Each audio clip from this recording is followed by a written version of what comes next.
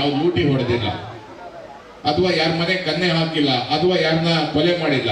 ಕನ್ನಡಕ್ಕಾಗಿ ಕನ್ನಡಿಗರಿಗಾಗಿ ಹೋರಾಟ ಮಾಡಿರುವಂತ ಕನ್ನಡ ಹೋರಾಟಗಾರರ ಮೇಲಿರುವಂತಹ ಕೇಸ್ಗಳನ್ನ ವಾಪಸ್ ಬಿಡಬೇಕು ಅನ್ನೋ ಒತ್ತಾಯವನ್ನು ಅನೇಕ ಸಂದರ್ಭದಲ್ಲಿ ಮಾಡ್ತಾ ಇರ್ತೀವಿ.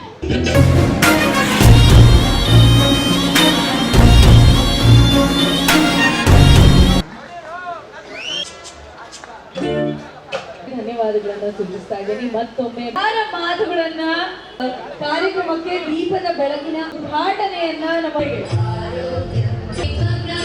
ಅಲ್ಲಪ್ಪ, ಕರ್ನಾಟಕ ಸರ್ಕಾರ ಇದೆ, ಅದಕ್ಕೆ ಕನ್ನಡ ಸಂಸ್ಕೃತಿ ಇಲಾಖೆ ಇದೆ, ಮತ್ತಿವರು ಒಂದು ಸಂಘವನ್ನ ಕಟ್ಟಿಕೊಂಡು ಭಾಷೆಯನ್ನು ಉಳಿಸಿ ಅಂತ ಯಾಕೆ ಹೋರಾಟ ಮಾಡಬೇಕು ಅಂತ ಒಂದು ರಾಜ್ಯ ಮಟ್ಟದ ಒಂದು ಕ್ರಾಂತಿಯನ್ನ ಈ ಭಾಗದಲ್ಲಿ ಹಬ್ಬಿಸಲಿಕ್ಕೆ ಈಗಾಗಲೇ ಚರ್ಚೆಗಳು ನಡೀತಾ ಇದೆ.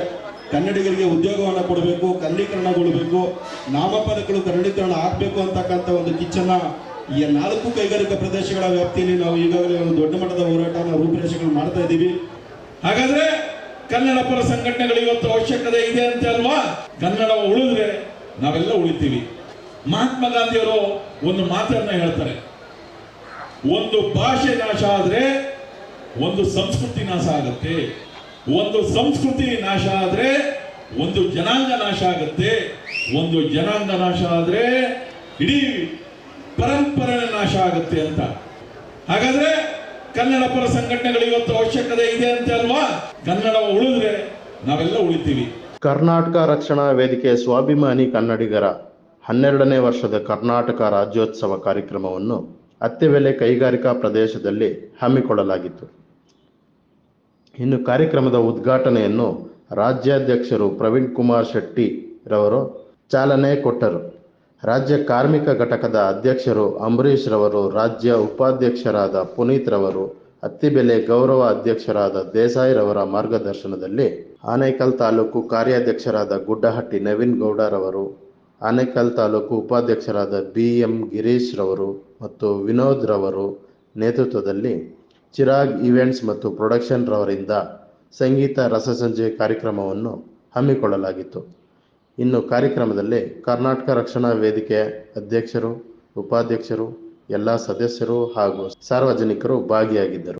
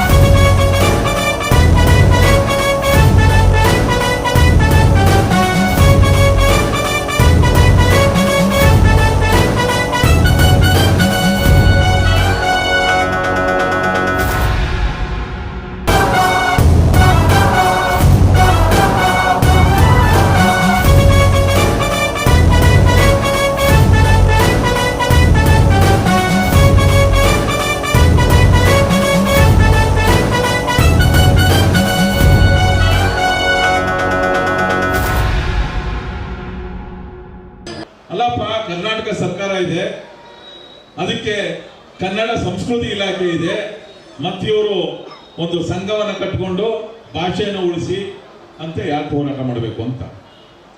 ವ್ಯವಸ್ಥೆಯನ್ನ ನೋಡಿದಾಗ ರಾಜಕಾರಣಿಗಳಿಗೆ ಭಾಷೆಯ ಬಗ್ಗೆ ಇಚ್ಛಾಶಕ್ತಿ ಕಮ್ಮಿಯಾಗಿದೆ. ಯಾಕೆ ಈ ವಿಚಾರವನ್ನು ಹೇಳ್ತಾ ಇದ್ದೀನಿ ಅಂದ್ರೆ, ಸಾವಿರಾರು ಹೋರಾಟಗಳನ್ನ ಪ್ರವೀಣ್ ಕುಮಾರ್ ಶೆಟ್ಟಿ ಅವರ ನೇತೃತ್ವದಲ್ಲಿ ನಾವು ಮಾಡಿದ್ವಿ. ಒಂದು ನಿಮ್ಮ ಮುಂದೆ ಉದಾಹರಣೆ ಹೇಳ್ತೀನಿ. ಶಾಸ್ತ್ರೀಯ ಸ್ಥಾನಮಾನ ಭಾಷೆ ಕೊಡಬೇಕು, ತಮಿಳು ಭಾಷೆಗೆ ಕೊಟ್ಟರು, ನಮ್ಮ ಚಕಾರ ಇಲ್ಲ. ಆದರೆ ಅಲ್ಲಿ ಯಾರೂ ರಸ್ತೆಗಳಿಲ್ಲ, ಹೋರಾಟ ಮಾಡಲಿಲ್ಲ.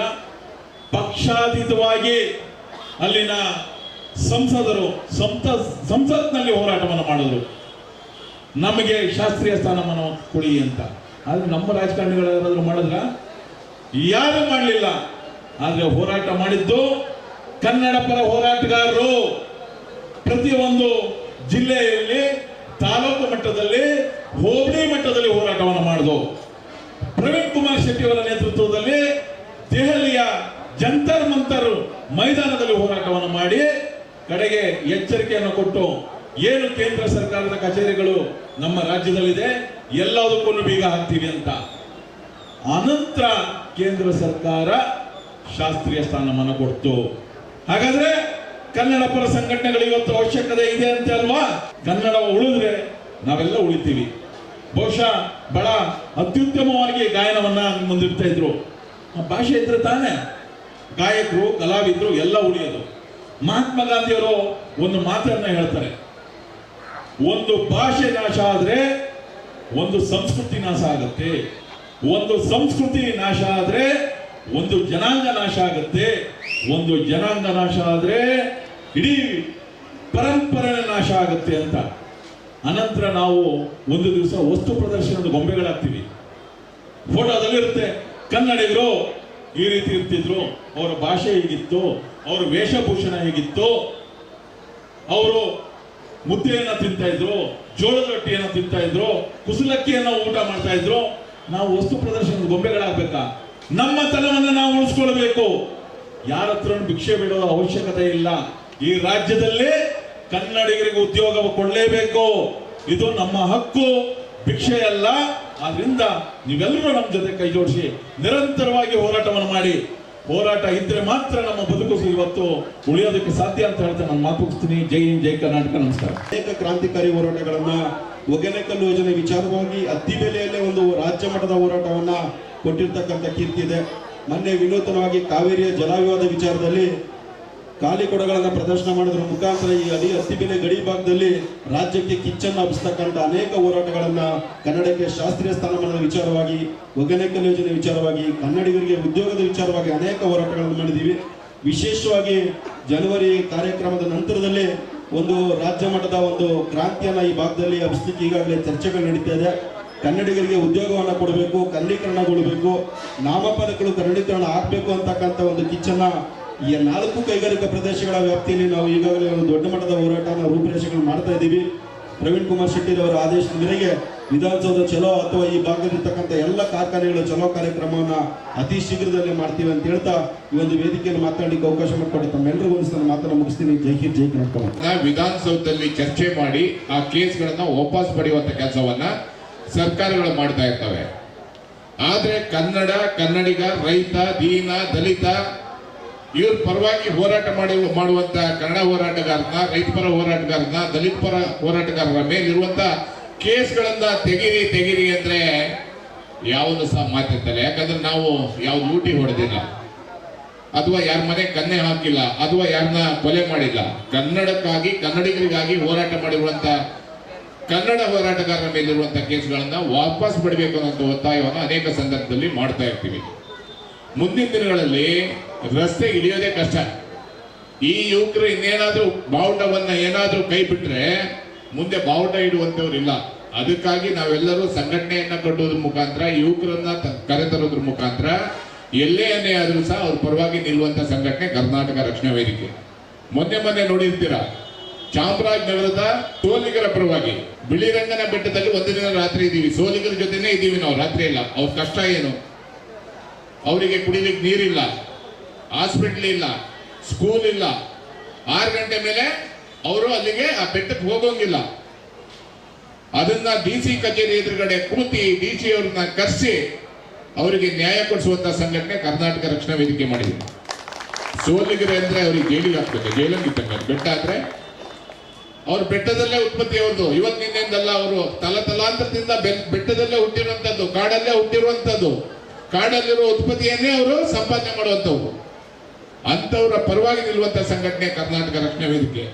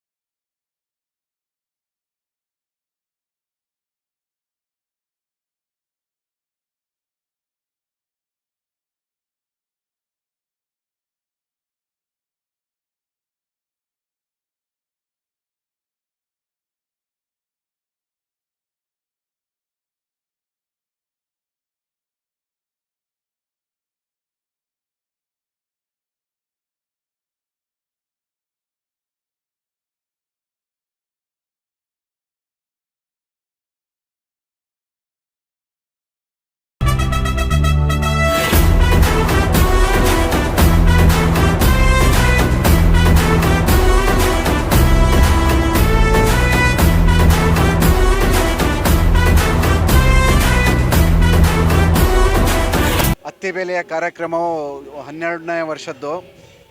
ಈ ಕಾರ್ಯಕ್ರಮದಲ್ಲಿ ತುಂಬ ಕನ್ನಡಾಭಿಮಾನಿಗಳು ಬಂದು ಒಂದು ಕಾರ್ಯಕ್ರಮವನ್ನು ಯಶಸ್ವಿಯಾಗಿಗೊಳಿಸಿದ್ದಾರೆ. ಇದಕ್ಕೆಲ್ಲ ಕಾರಣ ನಮ್ಮ ಈ ಅತ್ತಿಬೇಲೆ ಇಂಡಸ್ಟ್ರಿಯಲ್ ಏರಿಯಾ ಮತ್ತು ಅತ್ತಿಬೇಲೆ ನಗರದಲ್ಲಿ ತುಂಬ ಶ್ರಮಪಟ್ಟು ಜನ ಒಗ್ಗೂಟುಗೊಳಿಸಿ ಕಾರ್ಯಕ್ರಮವನ್ನು ತುಂಬ ಯಶಸ್ವಿಯಾಗಿ ನಡೆಸಿಕೊಟ್ಟಿರೋ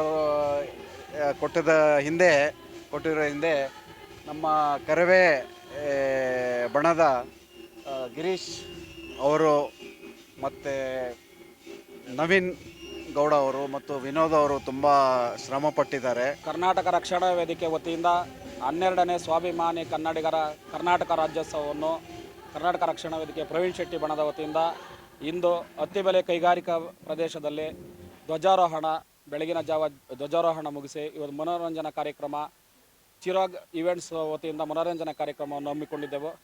ಈ ಕಾರ್ಯಕ್ರಮಕ್ಕೆ ರಾಜ್ಯಾಧ್ಯಕ್ಷರಾದಂಥ ಪ್ರವೀಣ್ ಕುಮಾರ್ ಶೆಟ್ಟಿ ಅವರ ಉದ್ಘಾಟನೆಯನ್ನು ಚಾಲನೆ ಕೊಡುವ ಮುಖಾಂತರವಾಗಿ ಇದೇ ನಮಗೆ ನೇತೃತ್ವವಾಗಿ ಹೆಬ್ಗೋಡಿ ಅಂಬರೀಷ್ ಅಣ್ಣನವರು, ರಾಜ್ಯ ಕಾರ್ಮಿಕ ಘಟಕದ ಅಧ್ಯಕ್ಷರು, ರಾಜ್ಯ ಉಪಾಧ್ಯಕ್ಷರಾದ ಪುನೀತ್ ಅಣ್ಣನವರು ಮತ್ತು ನಮ್ಮ ಈ ಭಾಗದ ಅತ್ತಿಬೇಲೆ ಕೈಗಾರಿಕಾ ಪ್ರದೇಶದ ಗೌರವಾಧ್ಯಕ್ಷರಾದಂಥ ವಿಶೇಷವಾಗಿ ನಮ್ಮ AR ದೇಸಾಯಿ ಸಾಹೇಬರು ನಮ್ಮ ಜೊತೆಯಲ್ಲಿ ಸಂಪೂರ್ಣವಾಗಿ ಬೆಂಬಲ ಕೊಟ್ಟಿದ್ದಾರೆ. ಅವ್ರಿಗೂ ಮತ್ತು ನನ್ನ ಆತ್ಮೀಯ ಸ್ನೇಹಿತರು ವಿನೋದ್, ಗಿರೀಶ್ ಅವರು ನಮ್ಮ ಆತ್ಮೀಯ ಏನು ನಮ್ಮ ಜೊತೆಯಲ್ಲಿ ಯಾವಾಗಲೂ ಕೈ ಜೋಡಿಸಿ ಇದ್ದಾರೆ. ಈಗ ನಾವು ಗಿರೀಶು, ವಿನೋದು, ನಾವು ಮೂವರು ಸೇರಿ ಈ ಕಾರ್ಯಕ್ರಮಕ್ಕೆ ರೂವಾರಿಗಳಾಗಿ ಈ ಕಾರ್ಯಕ್ರಮವನ್ನು ಅಚ್ಚುಕಟ್ಟಾಗಿ ನಡೆದಿದೆ. ಮತ್ತು ಈ ಜನಸಮೂಹ ನೋಡಿದ್ರೆ ಇನ್ನು ಕನ್ನಡ ಇನ್ನೂ ಬೆಳೆಸಬೇಕು ಎನ್ನುವ ಹಾದಿ ಇನ್ನು ಜನಗಳಲ್ಲಿ ಹುರುಪು ಹೆಚ್ಚಾಗುತ್ತೆ ಅಂತ ತಿಳ್ಕೊತ, ಮತ್ತು ಇದೇ ಥರ ನಮಗೆ ಪ್ರತ್ಯಕ್ಷವಾಗಿ ಪರೋಕ್ಷವಾಗಿ ಎಲ್ಲ ನಮ್ಮ ಸಂಘಟನೆ ಕರ್ನಾಟಕ ರಕ್ಷಣಾ ವೇದಿಕೆ ಕಟ್ಟಾಳುಗಳು ಎಲ್ಲರೂ ನಮ್ಮ ಜೊತೆಯಲ್ಲಿ ಸಹಕಾರ ಕೊಟ್ಟಿದ್ದಾರೆ.